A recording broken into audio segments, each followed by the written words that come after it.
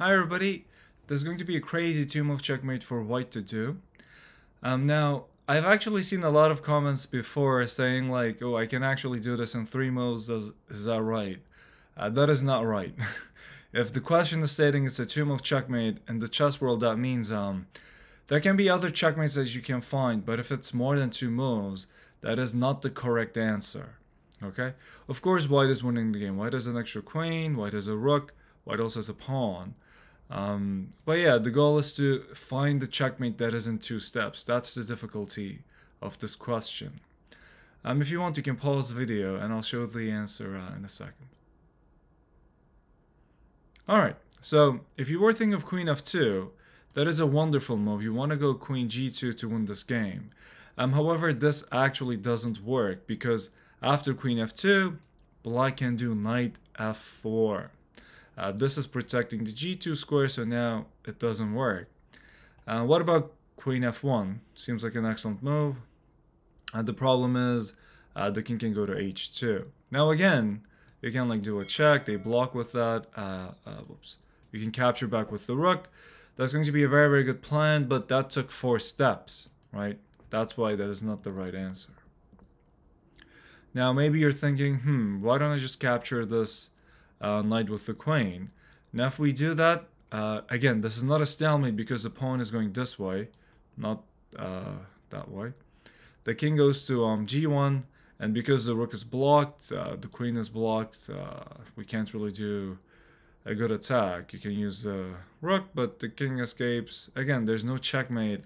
That's going to happen in 2 steps. Alright, so it looks like this is an impossible question. How does white win the game in 2 moves? Well, the answer is this. You bring your rook to h7. After rook goes to h7, we're attacking the opponent's knight. The black king cannot go to g1 because of the queen. So if black wants to use the king, they have to go to h2 and capture that pawn. Once the king goes over to there, we can bring our rook to go to h5 and do this incredible checkmate.